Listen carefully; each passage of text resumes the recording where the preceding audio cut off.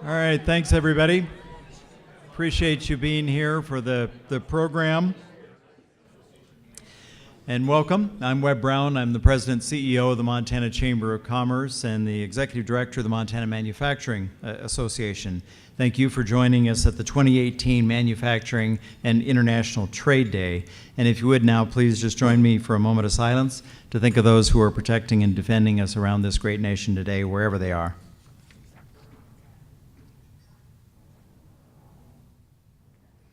God bless them all and keep them safe. Go ahead and start your solids, and I'll go through some of the details of the events here. 2 years ago, the Montana Chamber of Commerce embarked on a 10-year strategic plan, a plan for Montana's future, Envision 2026. Pick up one of those flyers outside at front, and you'll get all the details on that plan. It's out on the chamber table there. You'll see our goals of increasing our total jobs, our per capita income, and our gross state product. We're accomplishing that through 4 objectives: workforce development, entrepreneurial development and activity, improving our business climate, and infrastructure investment. We ask you to join us in creating a greater Montana. If you are just joining us for lunch, we've already started Manufacturing International Trade Day this morning with a panel on trade policy, then a panel on each track of manufacturing and exporting. Our exhibitors outside are eager to show you what they have to offer. Please check that out when we're done here. And Manufacturing International Trade Day continues this afternoon with 2 more panels in each of those tracks, and then with a break for more exhibit time in between. Then we cap off Manufacturing International Trade Day with a reception this afternoon evening. I'm very happy to be joined by participants in tomorrow's Step Forward Montana event, and I think Addie will have a little more insight into what that is if you don't know already when she talks. The Montana Chamber of Commerce and the Montana Manufacturing Association organized this event. However, we could not do it without our co-hosts, and let me run through those quickly. Montana World Trade Center, Montana Department of Commerce, Montana Manufacturing Extension Center, the Montana District Export Council, the U.S. Small Business Administration, the U.S. Department of Commerce, the Montana Department of Agriculture, and the U.S. Commercial Service. And even though you have the little placards on your table, I would like to acknowledge and thank our sponsors as well. And a special thanks to Bill with Trade for America for helping us co-sponsor the event overall this year. In addition, at the gold level, we have the Boeing Company, Montana State Fund, Northwestern Energy, Rocky Mountain Bank, Washington Companies, and 3M.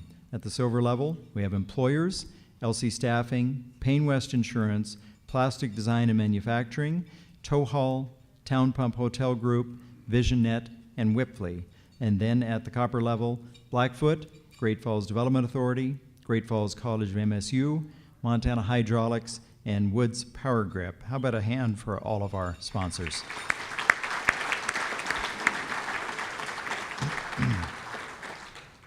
And we certainly thank all of our exhibitors for being here as well. Some of our sponsors are exhibitors also. We're very pleased to have messages from our congressional delegation today. We'll first have a video from Montana's senior U.S. Senator John Tester. Thank you to the Montana Chamber of Commerce for once again holding this important event. Montana has a long and rich history of manufacturing. Today, the folks in this room are continuing that tradition by expanding innovation, utilizing the latest technologies, and building quality products right here in Montana. Folks like Montana Manufacturers of the Year, Lamont Cotter and Doug Hine at Blackhawk in Manhattan, and the Exporter of the Year, Laura Fleming at Sludge Removal Systems in Glendive. Lamont, Doug, and Laura represent the very best of what Montana has to offer. In order to create more opportunities for Montana's manufacturers and ensure your continued success, I'm working with both parties in Washington, D.C. to strengthen our manufacturing economy. I am sponsoring legislation to require the Department of Homeland Security to purchase equipment and textiles from American producers, because American-made products are the best in the world. And if we're spending taxpayer dollars, they ought to be spent on America's businesses. I'm also holding the administration accountable to complete the Export Control Reform Initiative so that Montana manufacturers can more easily export their products across the globe. And I have launched a blue-collar jobs tour to help partner Montana's manufacturers with education and labor leaders to make sure that the next generation of Montana workers have the skills needed to help you grow your businesses. A four-year degree isn't for everyone, and that is a good thing. It is critically important that Montana's job creators have a seat at the table at trade schools and apprenticeship programs, work to produce the workers that you need, whether it be welders, electricians, plumbers, or skilled laborers, folks who can work with their hands. Again, thank you for your great work and congratulations on this year's award winners. Please keep it up and know that my door is always open.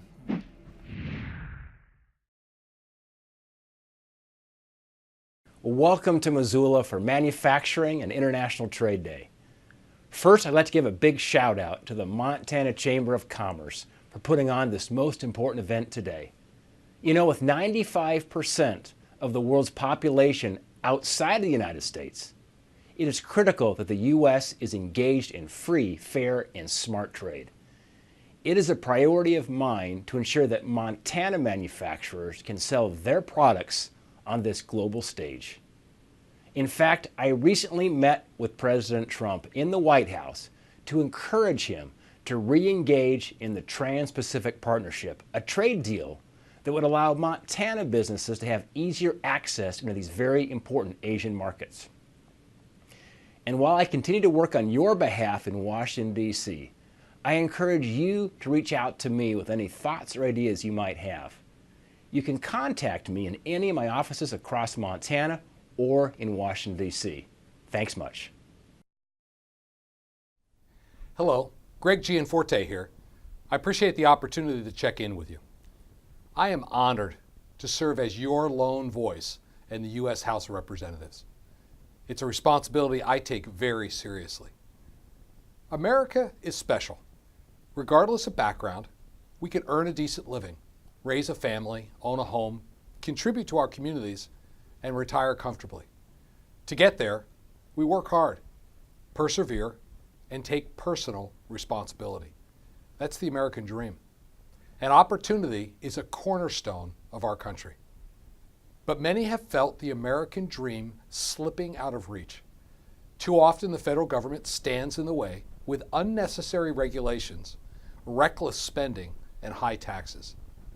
I'm committed to working so that Montanans in every corner of our state have access to the opportunities to realize the American dream. We've worked to unleash opportunity by reforming our tax code. We cut taxes for hardworking Montanans and provided needed relief to Montana businesses. We're seeing results. Paychecks have grown larger. Montana businesses are making investments and creating jobs. There are over 6 million job openings in our country. The unemployment rate is under 4%, the lowest in more than 17 years. Small business optimism is at its highest level in 30 years, and America's economic growth is exceeding expectations. The benefits of the tax cuts aren't a theory. I see it when I meet with Montanans throughout the state. Billings Flying Service is investing in new equipment and R&D. A female small business owner in Bozeman plans to launch 2 new businesses this year. And Lowenbro in Great Falls is investing in construction equipment. They all attribute these decisions to our tax reform. As important as tax reform is, I'm also committed to regulatory reform.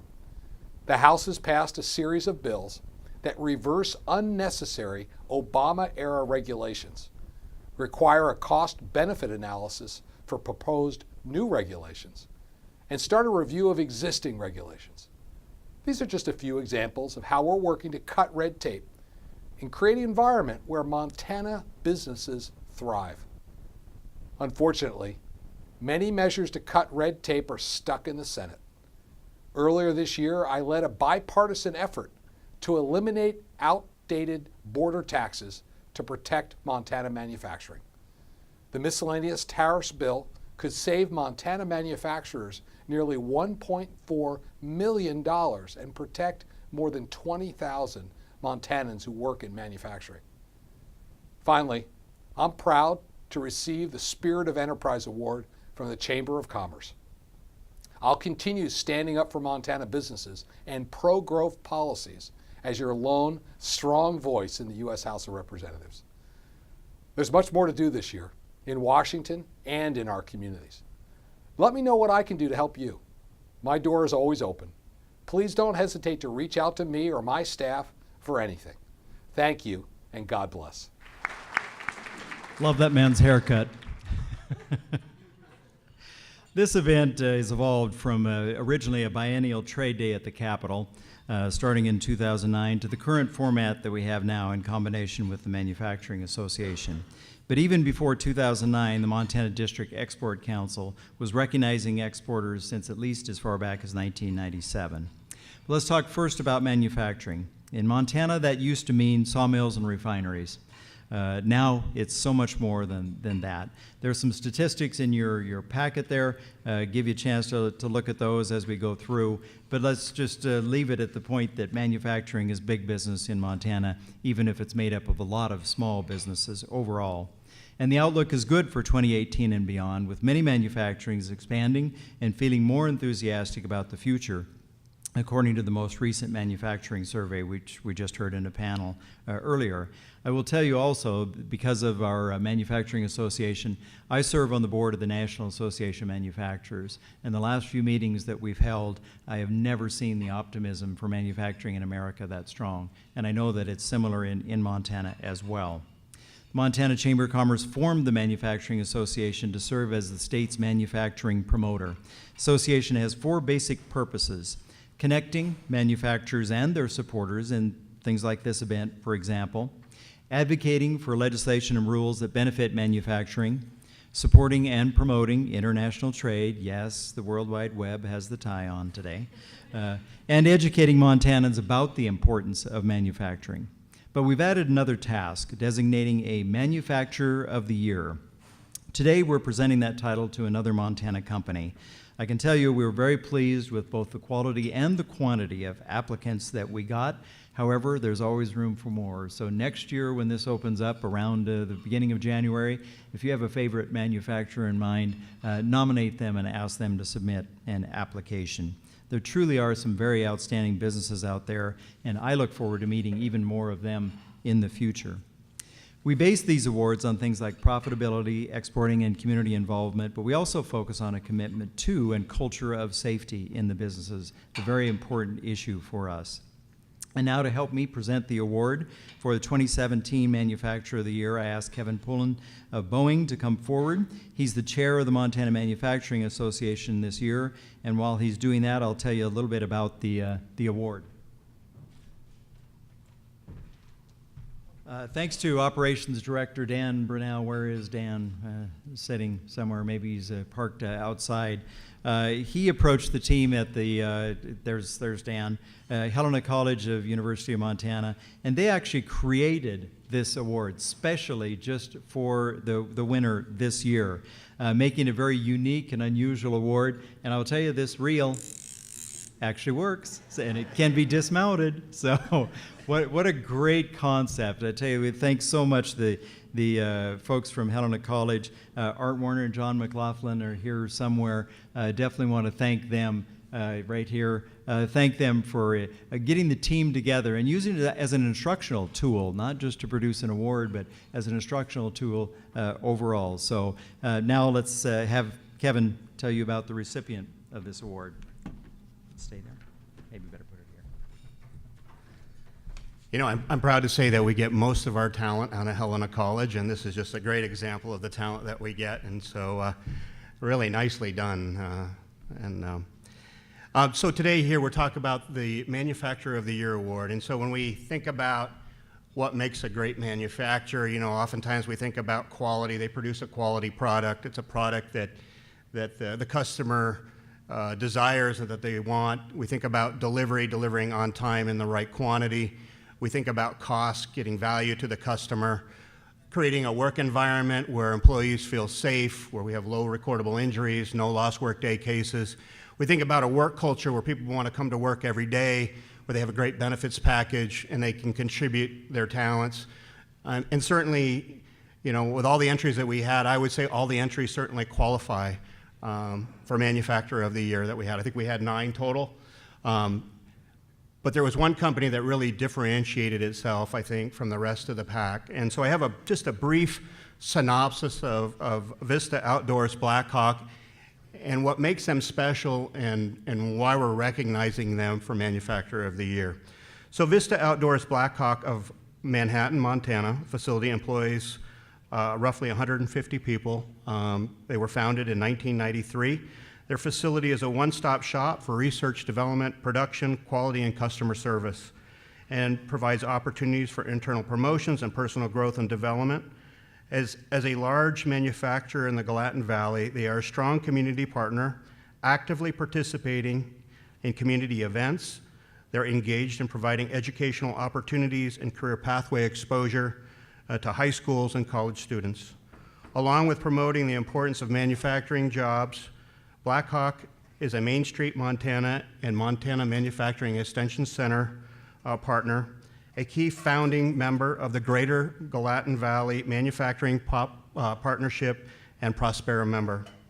Blackhawk has a vested interest in making other manufacturers successful.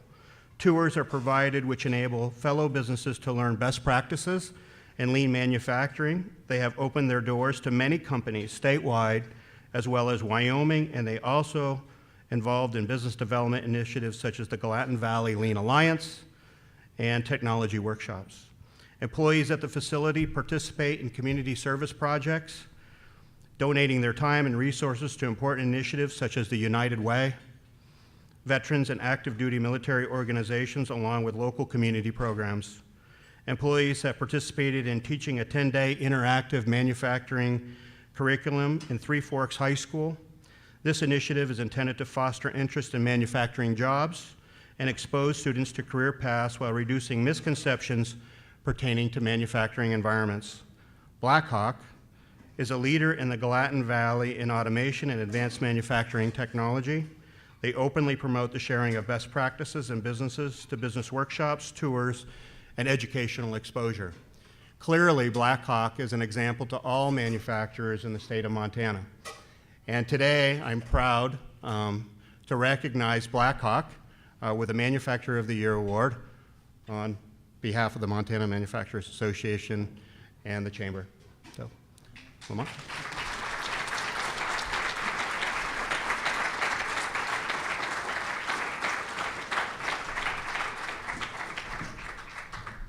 Lamont, well done. Thank you, Kevin. Yeah. Could we have the gentleman from Helena College stand up for a minute? I think it's important to recognize great craftsmanship and great manufacturing. And if you look at this, I've spent some time playing with it. It's outstanding, and congratulations to them. Job well done.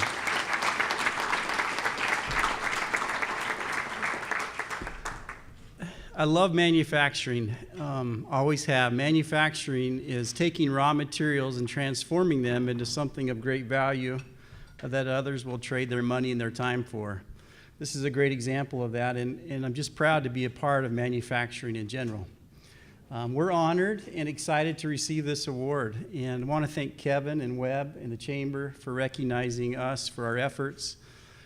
This morning about 6 a.m., just short of 150 people gathered in one location in the Blackhawk building in the small town of Manhattan, Montana, to come together and face the challenges of the day. And we're really committed to 2 overarching missions. First is to improve the business.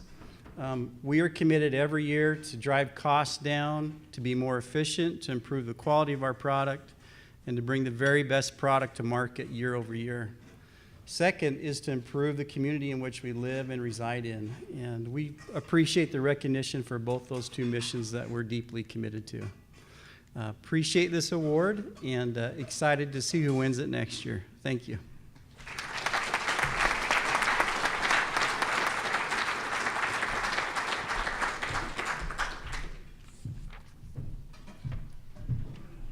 Congratulations. Just another example of the outstanding businesses that we have in Montana.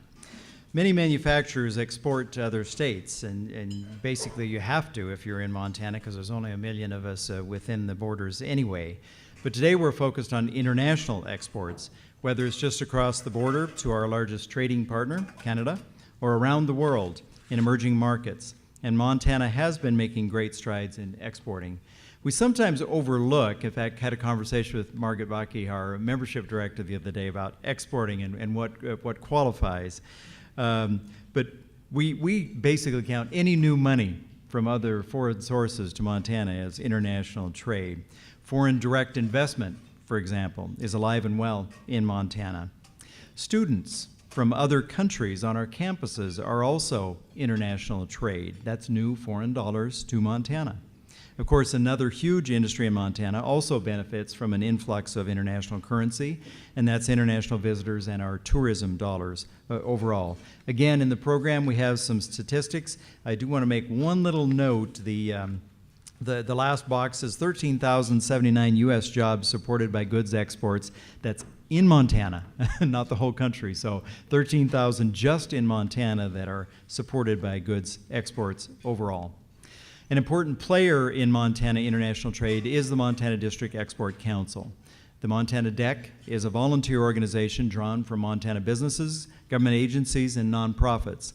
Montana District Export Council was founded in the early 90s to serve as a source of professional advice to Montana companies that are pursuing market opportunities outside the United States. Members of the DEC are appointed by the U.S. Secretary of Commerce. Adam Stern is the current chair of the District Export Council, and we heard from Adam this morning on our panel on trade policy. Also is a past Exporter of the Year award winner. The DEC coordinates the annual Governor's Exporting Award, one of our highlights today, and we're happy to have a number of past winners with us as well. I look around the room and see folks who have won this award in the past. And now to present the 2017 Exporter of the Year Award. People say, why isn't it 2018? It is for the prior year. So 2017 Exporter of the Year Award. Please welcome Pam Haxby-Cody, Director of the Montana Department of Commerce.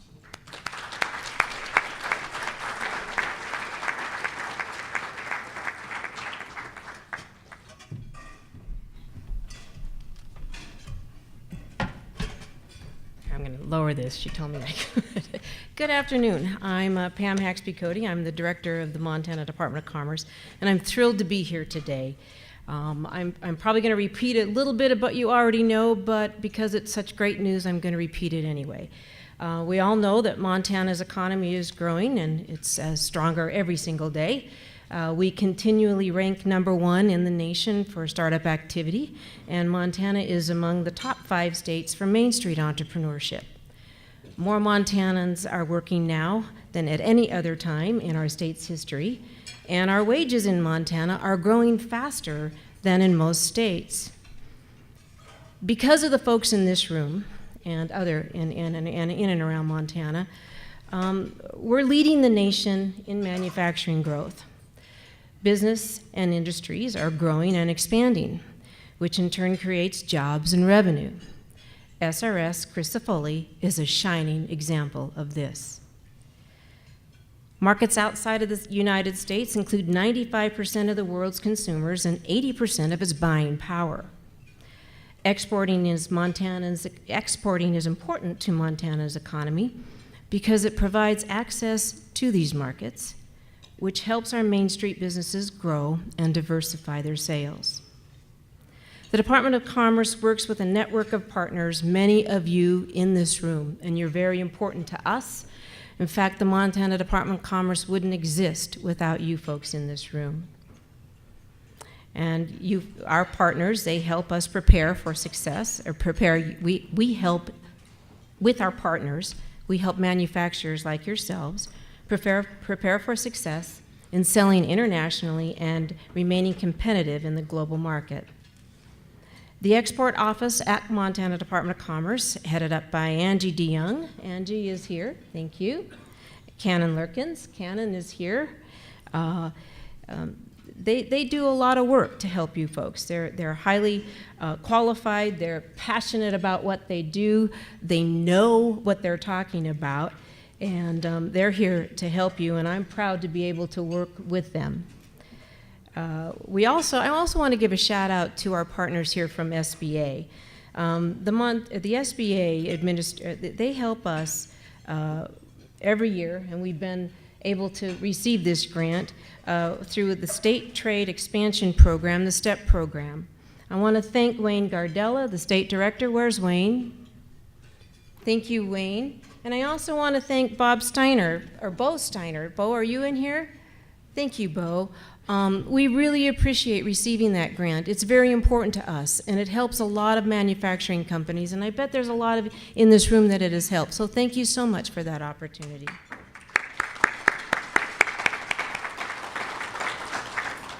So just a teeny tiny bit about SRS, Crisafulli, and I don't want to steal your thunder. So they're a Montana export success story. I did a little bit of reading. They weren't created in 1982, but they were purchased and have a partnership in 1982. And since that time, they've grown over sixfold. They manufacture pumps and dredges almost entirely made with Montana components, and I appreciate that. That's not easy to do, so you're working hard to make sure you do that. Thank you. They're a big employer in rural Montana, in Glendive. They have over 6,000 customers. They've increased their export sales by 65% over just a 2-year period.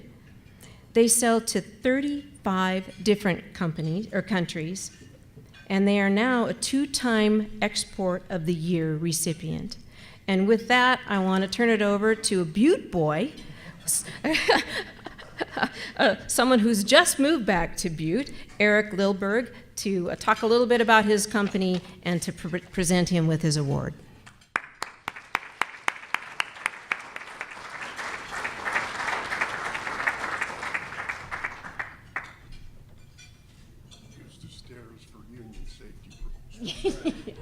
Thank you so much, and congratulations. And I want to thank the District Export Council for letting me do this. I have no idea why you asked me, but it is a real big honor, so thank you so much. Thank you. Well, thank you.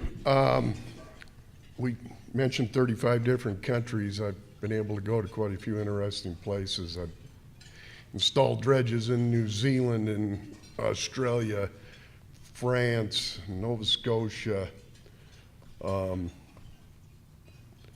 and I think the 2 largest orders we had last year international would have been high volume flooded irrigation pumps for the country of Haiti.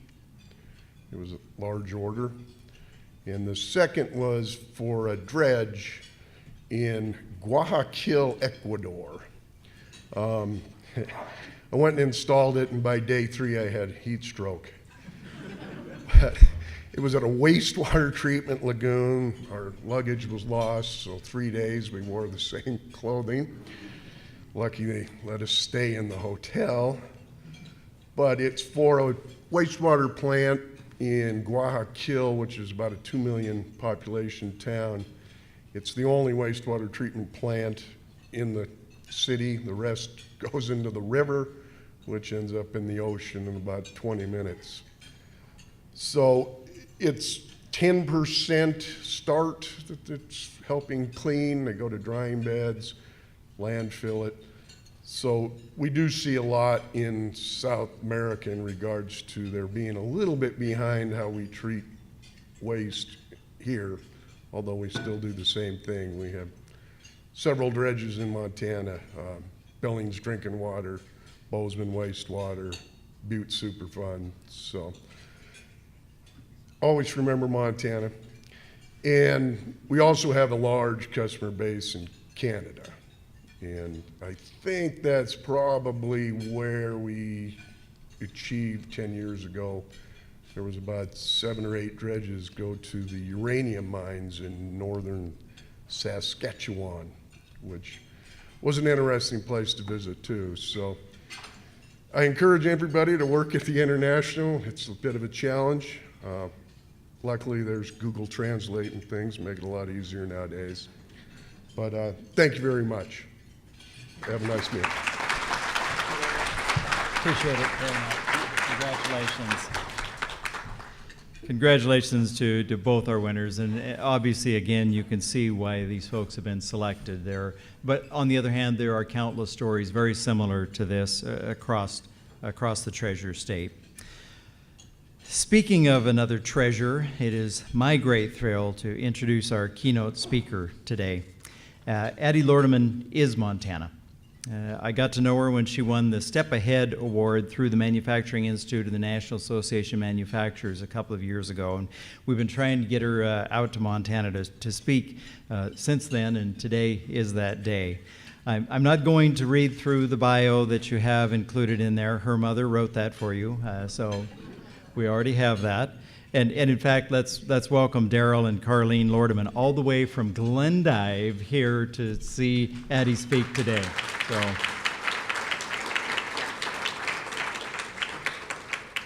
we put Addie through triple duty, I guess, at least, maybe, I don't know, quadruple. Number one, she had to have 4 meals with me yesterday, which no one but my wife should have to suffer through that.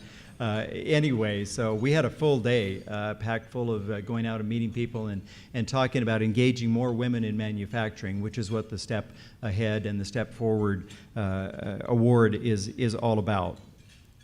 We had her speak at a little dinner we put together last night. We also are having her put together and keynote the Step Forward Montana event tomorrow. So we really put her to work, all from what she thought was going to be a little 10-minute talk on a panel or something, I'm not sure what. Besides being a bright, effective young woman in a non-traditional role in manufacturing, she is one of Big Sky Country's greatest advocates, doing recruiting to get into 3M at MSU, recognizing the talent that we have in the state. So please help me welcome one of Montana's treasures, Addie Lordeman.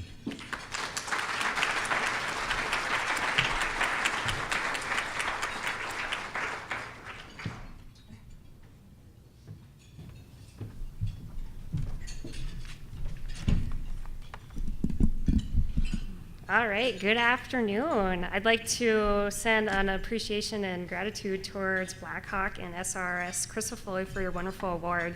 It's exciting to hear that Montana is grasping manufacturing and enhancing the economy, and by creating events such as this to get the awareness that is needed.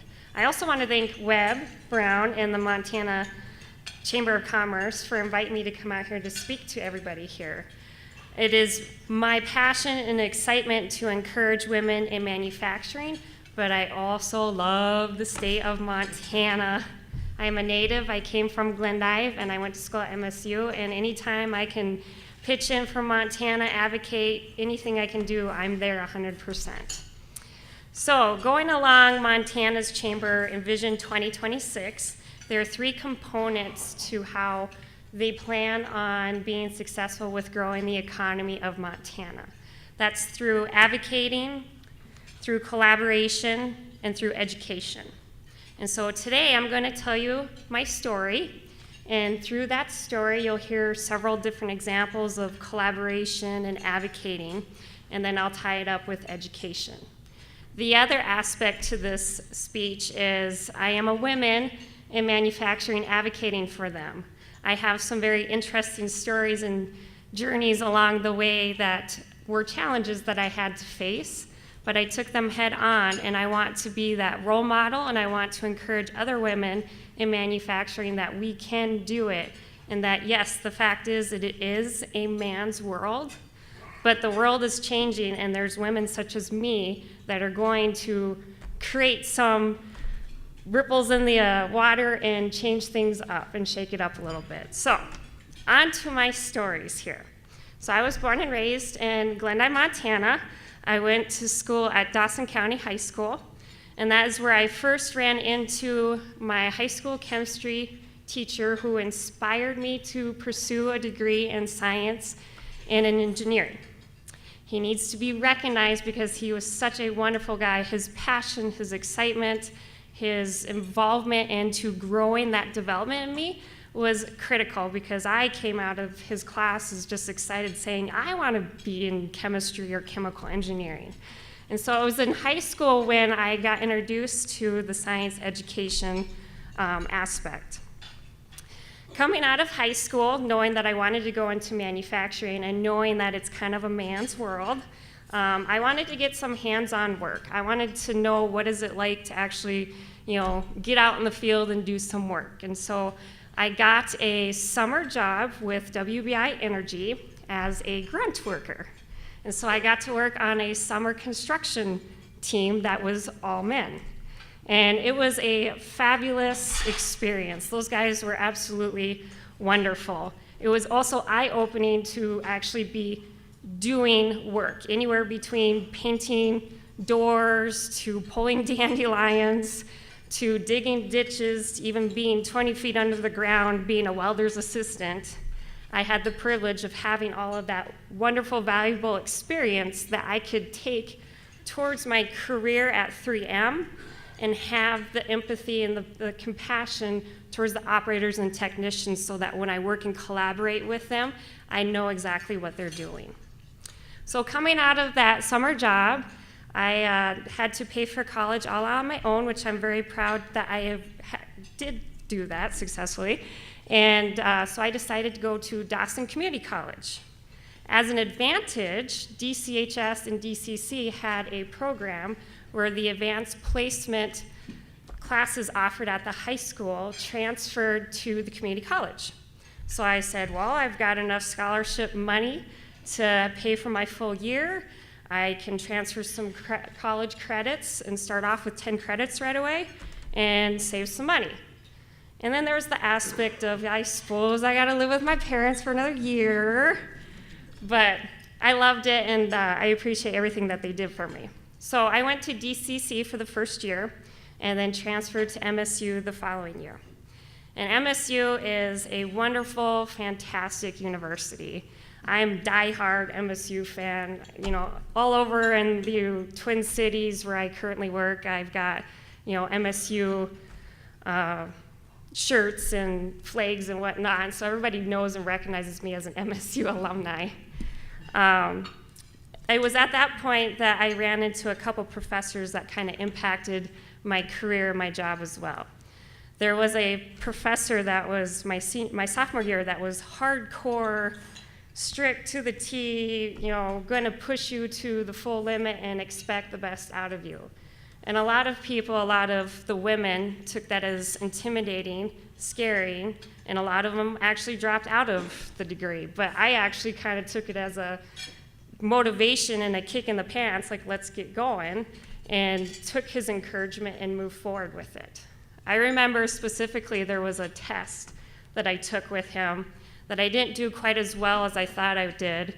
And so I went to his office to kind of understand what did I do wrong. And when I go in there, he just looks at me and he says, Addie, you can do better.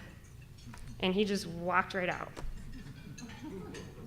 I didn't know what to think about that. I easily could have been like, oh my gosh, I'm gonna quit, this is horrible. Like, I don't know how to go about correcting this, but really, that professor knew I could do that. That professor had confidence in me. He knew I was smart. He knew all I needed was that motivation, that encouragement. And right off the bat, from there, I just took it head on and said, you know what, yeah, he's absolutely right. I need to kick it into gear and get going. So a great professor that I had there at MSU. In between my junior and senior year, I did what you're traditionally supposed to do during a career fair at MSU and go do some interviews for co-ops and internships. And I was fortunate that I landed an interview with Cargill. So I did my best to prepare from what I could tell, looking online, what questions they might ask and how to answer them. But it's my first ever interview. And so I walk into this room and it's a male MSU alumni. And he starts asking me some questions. And I kind of just freeze and panic because I was so nervous and I thought I had an answer, but now I don't. My mind's going 100 miles an hour and I don't know how to answer it. And the guy went above and beyond. This guy advocated for me. I will never forget this guy. I know his name. And he took the time and said, you know what, I realize this is your first interview, so let me give you a few pointers and tips on how you can go through and succeed with this. And I was grateful that this guy, this MSU alumni, during an interview process for an internship co-op, took the time to do that. That was amazing. And then a couple weeks later, they offered me the position, which is even more crazy because I'm like, I screwed up that interview. But I think what he saw is he saw a lot of talent and leadership and skills that I can offer and utilize. And so it was a great experience that I got to go through that a male MSU alumni helped encourage and push me through. So then I went to work for Cargill for a year in Blair, Nebraska. That is where I did anywhere between process engineer to project engineer to maintenance work to cleanup crew to startup, shutdown, you name it. Halfway through the experience in the summer, my supervisor took 3 weeks off for vacation to go back home. I wanted that opportunity to have that supervised experience, to be on call 24/7, to see what it's like to have operators and technicians report to me and such forth. So I sweet talked him into letting me doing it, telling him, there are other engineers left that will help me if I, panic and can't get things done. So he left and put me in charge. And that was where I ran into a first very interesting, challenging situation with men in the manufacturing world. I remember specifically one day it was during a shutdown, and I came in and I asked, we need to get this, and this done, who's gonna do what, and I just wanna make sure that we have a game plan and that we've filled out all of our safety forms and such forth. And one operator looked at me and he said, I'm not listening to you. You're a female. Women are supposed to be at home making dinner and having families and taking care of their husbands. He literally said that to me. I could have easily just walked away and said, man, this is tough. This is a man's world. I don't want to do this. But in my mind, it's like, okay, back 30, 40 years ago, that was the environment. But things are changing. And he may not like the change, he may not embrace the change, but I'm not gonna let him put me down. I'm not gonna let him destroy my hopes and dreams and passion of chemistry and being a chemical engineer. And so what actually came out of that was I learned how to create a collaborative team, pull together the other operators and technicians, even pull in the engineers, build a team during the shutdown, talk in a more collaborative environment and actually get it done and actually see the operator do what I asked him to do originally, but through a different method. So it was an extremely valuable experience, and it's also very motivational that I like to share with women to kind of inspire, saying, yes, it's a tough world out there, but we can do it. So coming out of Cargill, I went back to MSU to finish my career, or my degree, excuse me. And from my degree, I was hired straight into 3M. And my position was project engineer based out of St. Paul. Great company. I've had so much fun thus far, and I can't wait to see what else is out there for me. They threw me in right away, 6 months into my career, into international experiences. So I got to go to Singapore, China, Germany, Belgium, you name it, just right off the bat. And at this point, it's like, I'm a 24-year-old woman traveling internationally. This is kind of scary, but it's actually really cool because I've never seen the world. So I embraced it. I worked with the fellow colleagues over there, and I made sure that I was safe and followed with them, but then I also got to learn a lot of different cultures and how they work and how things are handled there. And so I got exposure to different ways of working with problem solving. So it was a tremendous experience. And the other positive thing is I had a lot of male colleagues within 3M that saw how I took this international challenge and I just excelled and took off with it. They saw a lot of the strong leadership skills that I possess. So when I came back from my international trips, less than a year into my career, I had a male colleague advocate for me to do a multi-million-dollar project in Alabama. I've been with the company less than a year, and a male colleague wants me to do a multi-million-dollar project. He talked to my manager, and there were several other male engineers, colleagues, that said that they should do it and whatnot, but my manager believed me and said, you know what, let's challenge her. She always likes to say, I like to be challenged, I don't want to be bored, so let's test this a little bit, you know? So, sure enough, I got assigned this project in Alabama, a multi-million-dollar project, and that is where I really got great education and experience with a team collaboration.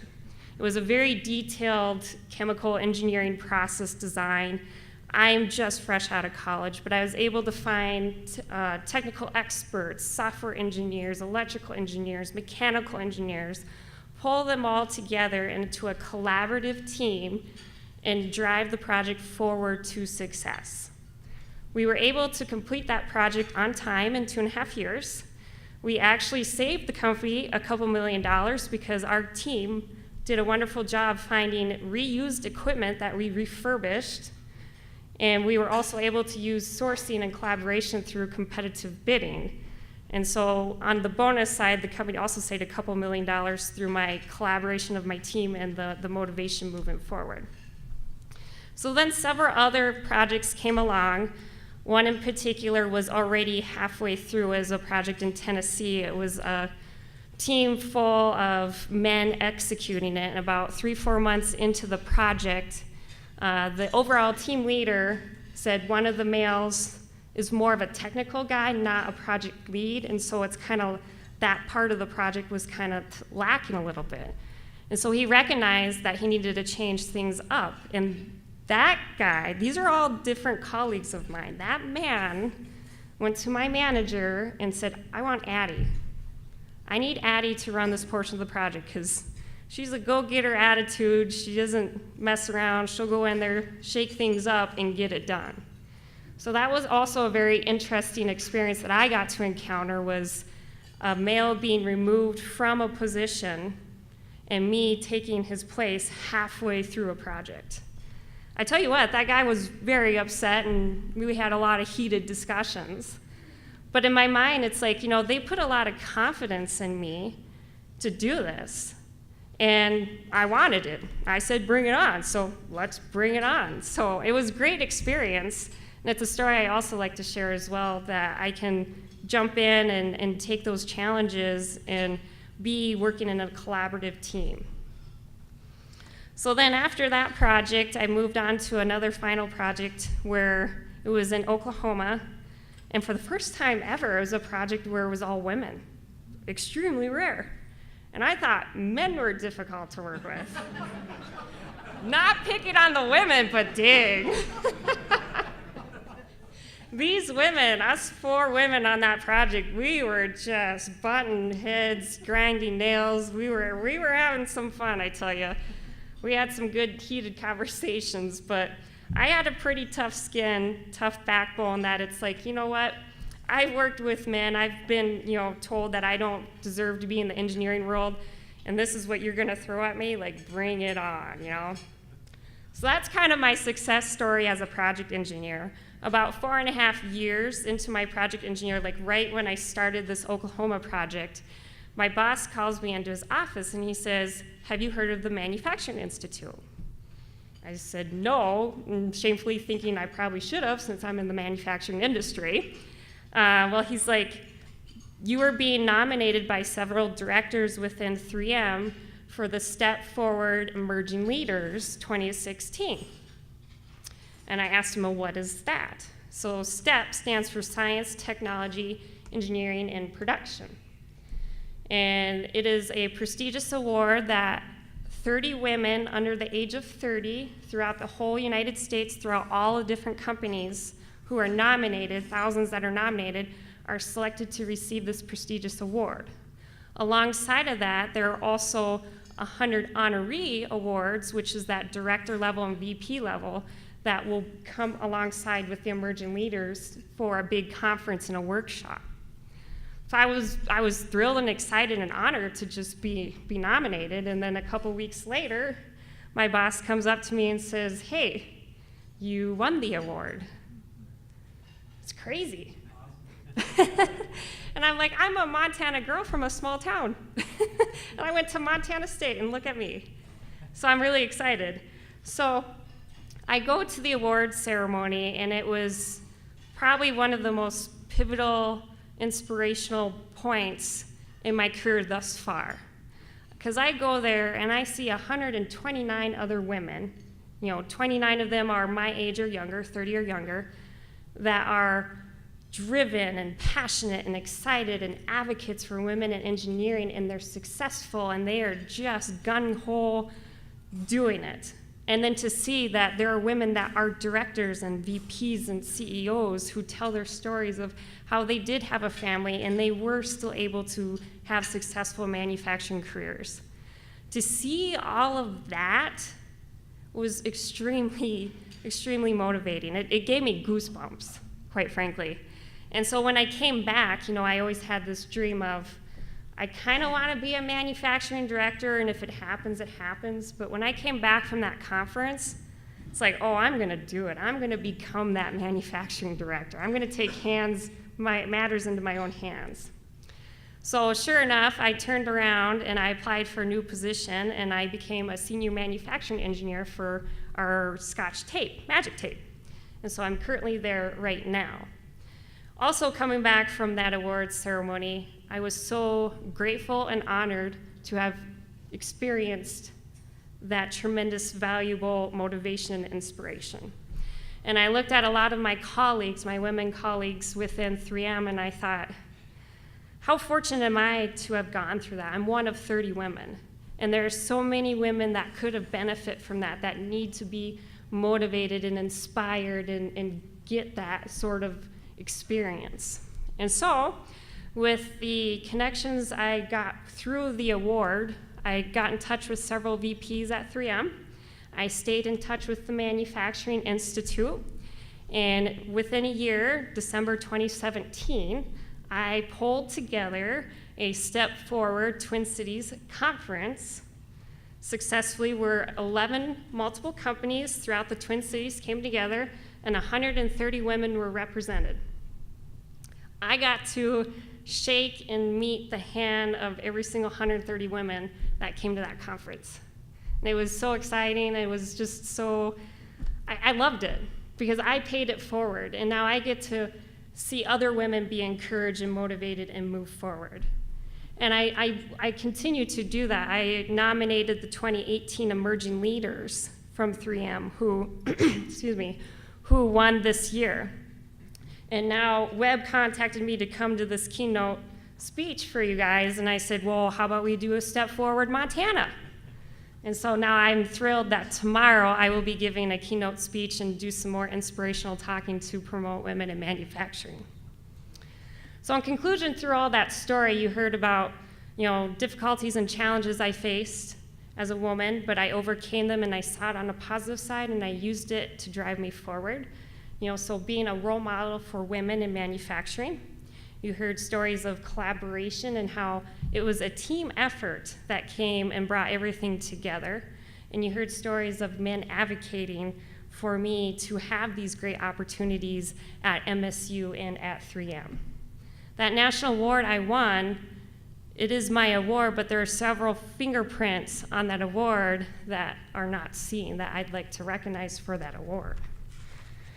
That is my high school chemistry teacher who inspired me to go into a science degree. That's my college professors in the school of MSU. That's the WBI summer coworkers and construction crew that gave me that experience of how to deal with hands-on hard work. That's that Cargill co-op and that guy that told me women aren't supposed to be working. That's my 3M MSU alumni and my 3M team that I work with and have built my career with. And lastly, that is my parents over there. Without them raising me, I wouldn't be the strong, independent woman that I currently am and be driven, passionate, and motive and be in the position that I am. So I want to thank my parents over there.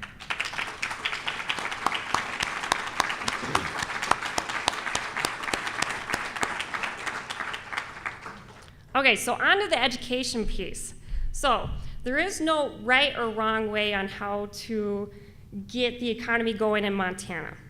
But I believe there are different avenues and starting points. Today is a great starting point. The fact that I'm here talking to you guys, being a motivational speaker, inspiring women in manufacturing, and encouraging men to be advocates for women is a start.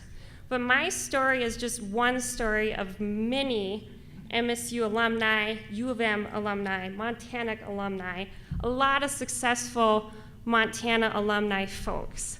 And in my mind, if we can leverage these alumni who, like me, are passionate about Montana and be advocates for Montana, I think it's a really great start to bring that aspect into the education. If we can draw more enrollment into our universities saying, oh, Montana State's got a national award winner, and U of M, I believe, has a COO from Nike. You know, bring in those advertisements and recognition to these universities, draw the enrollment up, bring more awareness to the state that whether the talent stays in Montana or goes outside of the Montana zone, you'll still have people that are passionate Montana. My goal, I can't promise, but I hope someday, 10, 15 years, I get to that director level and 3M wants to build a new facility, and I'm gonna be like, Montana, please.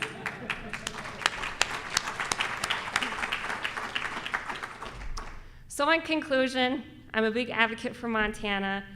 The Envision 2026 is an excellent start to everything, and I'm so happy to have helped contribute to it this year, and I would love to help and contribute any way I can in the future to help see this succeed.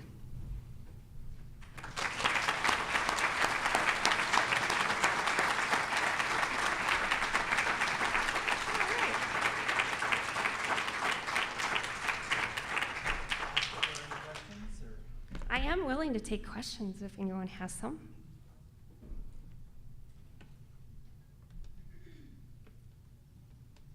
Yes.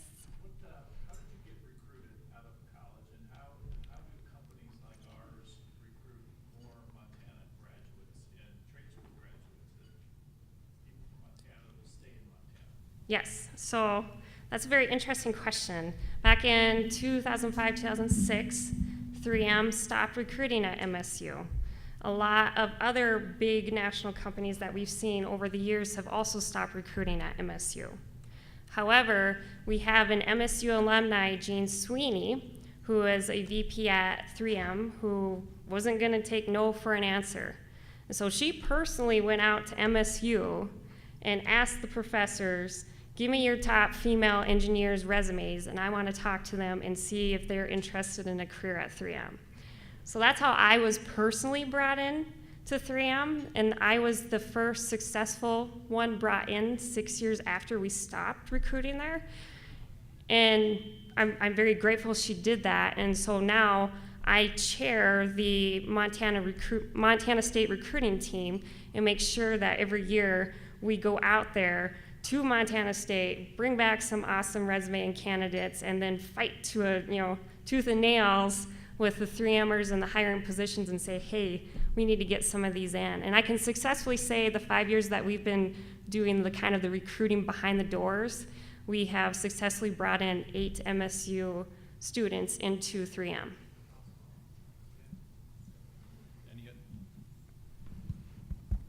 Any other questions?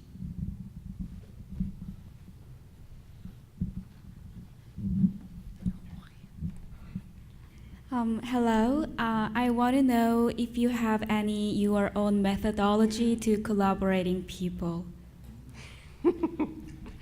I would say with collaboration, it's all about reading your people and having the soft skills. That's an excellent question. To have a team work together well, you have to know and understand your team members' strengths and weaknesses. And I'm a big advocate, and so is the Manufacturing Institute, of you play to your strengths. So as a team leader, you look at your overall team and you figure out what are your team members' strengths, and let's put those guys in those positions to play to that. And then you get the team to pull together and work together and bring forth a strong collaborative team. Any other questions? Andy, I would ask, is there any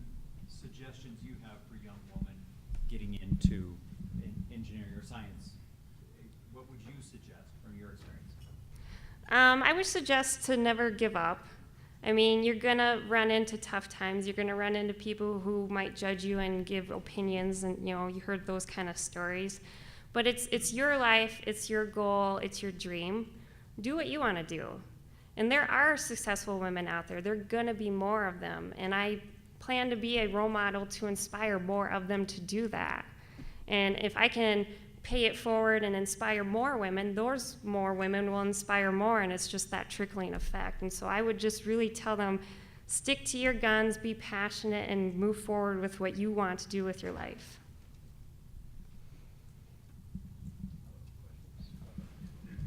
Just real quick, obviously your parents were a big fan and were huge and instrumental, and I love that, and I love that you tell that story. But as father or parents, but you know, I have 4 boys, and it's easy to sit there and tell the boys what you need to do and rah rah rah. How do you what are your suggestions for people out there, fathers, how to promote what your parents did in you to them at an early age? It's all making sense in what you're talking about in college and maybe high school, but it starts at 5, 6, and empowering them there. How do we do that? What are your suggestions on that? Yeah, so I think it's really important at that young age to really just set the tone that everybody is equal level playing field. No one gender or sex is more powerful than the other. No one gender or sex deserves this or that. I think raising kids and demonstrating that everybody's the same and gets equal opportunity kind of brings in the mindset when you get older, you are appreciating both men and women, and you don't even recognize that you're isolating them. Anyone else? Ooh, are we working? Yes, I am on. Any other questions? Excellent. Well, Thank you, Ed.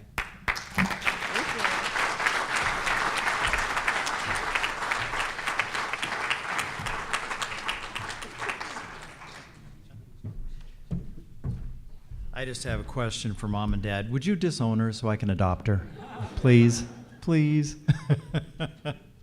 No, thank you very much, Addie, and what a great inspiration for us. And it absolutely fits in. We're proud to proceed with the Step Forward Montana event. As Addie says, the Step Ahead event is at the national level through the Manufacturing Institute associated with the National Association of Manufacturers.